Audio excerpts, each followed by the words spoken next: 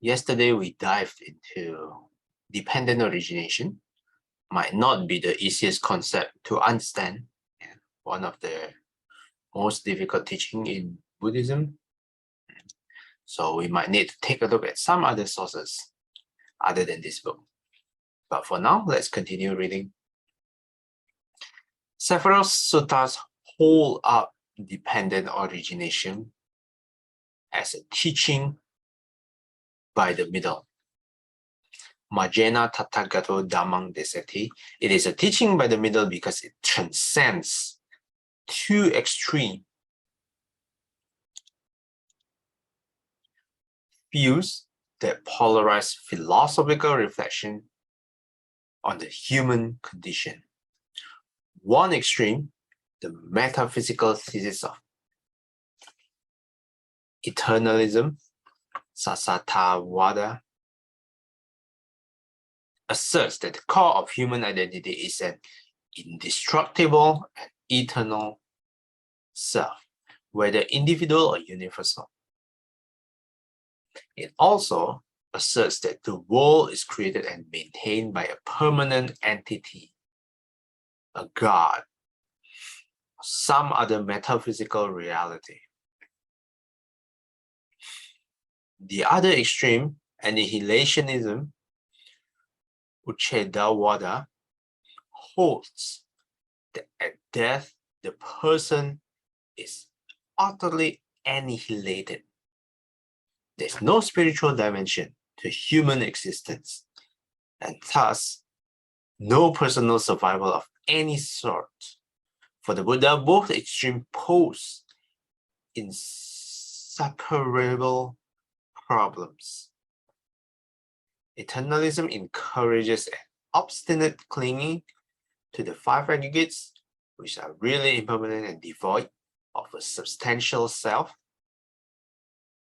Annihilationism threatens to undermine ethics and to make suffering the product of chance.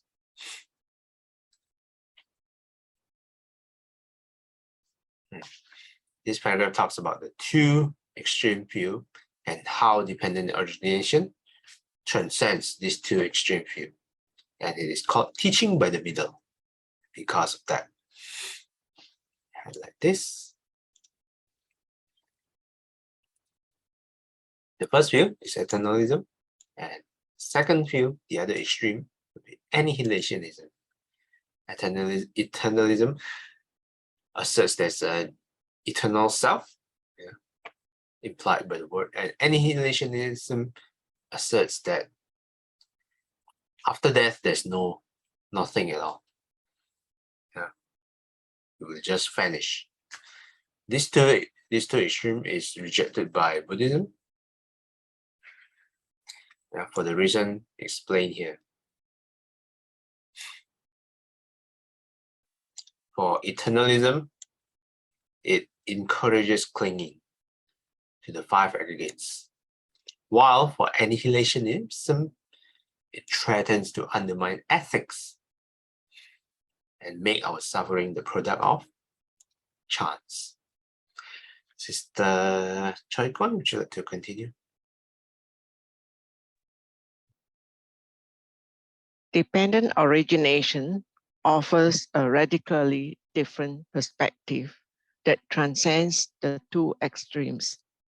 It shows that individual existence is constituted by a current of conditioned phenomena devoid of a metaphysical self, yet continuing on from birth to birth as long as the causes that sustain it remain effective. Dependent origination thereby offers a cogent explanation of the problem of suffering that on the one hand avoids the philosophical dilemmas posed by the hypothesis of a permanent self, and on the other avoids the danger of ethical anarchy to which annihilationism eventually leads. As long as ignorance and craving remain, the process of rebirth continues. Karma yields its pleasant and painful fruits, and the great mass of suffering accumulates. When ignorance and craving are destroyed, the inner mechanism of karmic causation is deactivated, and one reaches the end of suffering in samsara.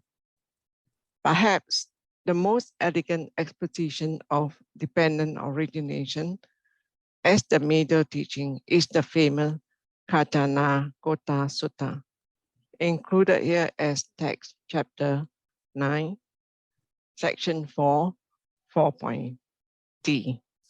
Okay. Thank you. Thanks, Sister Chakwan. This paragraph explains further why dependent origination transcends the two extremes. So on one hand, it avoids the philosophical dilemma posed by hypothesis of a permanent self.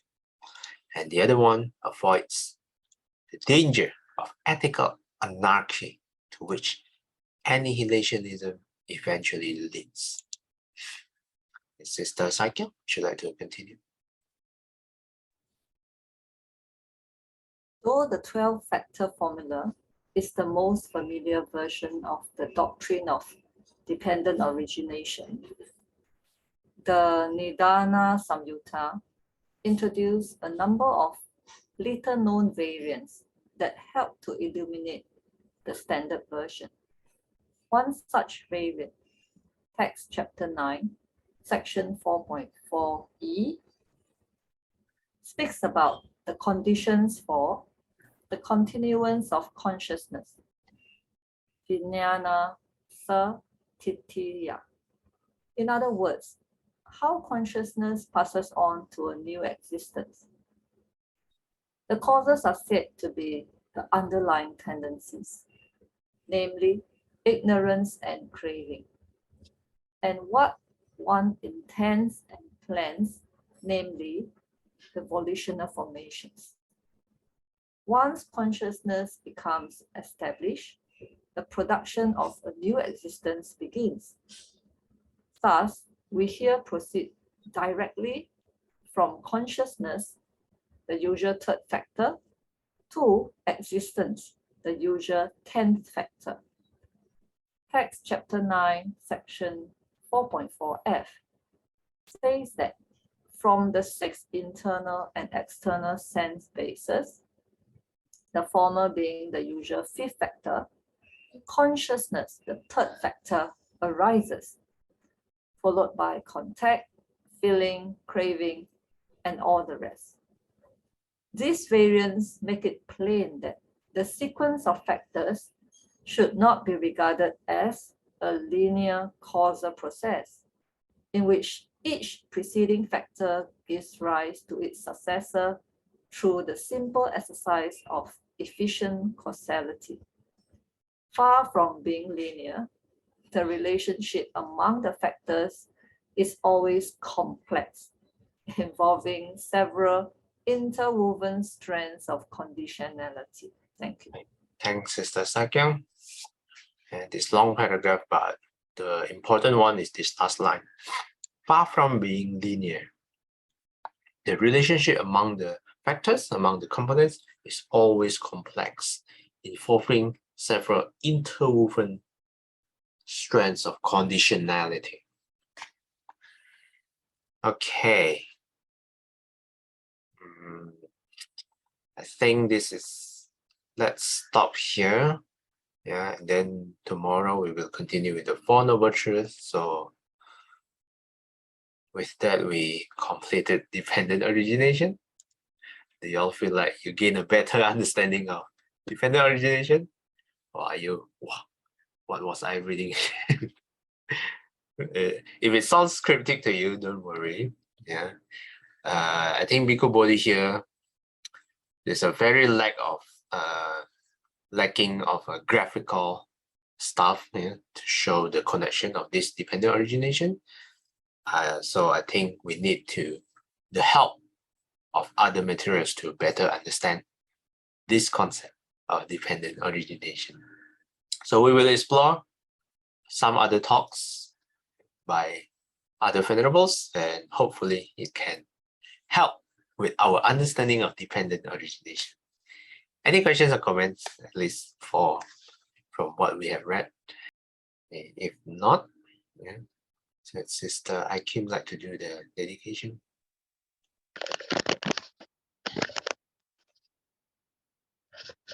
回向，愿消三障诸烦恼，愿得智慧真明了，不愿罪障悉消除，世世常行菩萨道。 Thanks, Sister Ikim. Till we meet again, may we be guided by the Buddha, Dhamma, and the Sangha. Sadhu, sadhu, sadhu. Have a nice Tuesday ahead.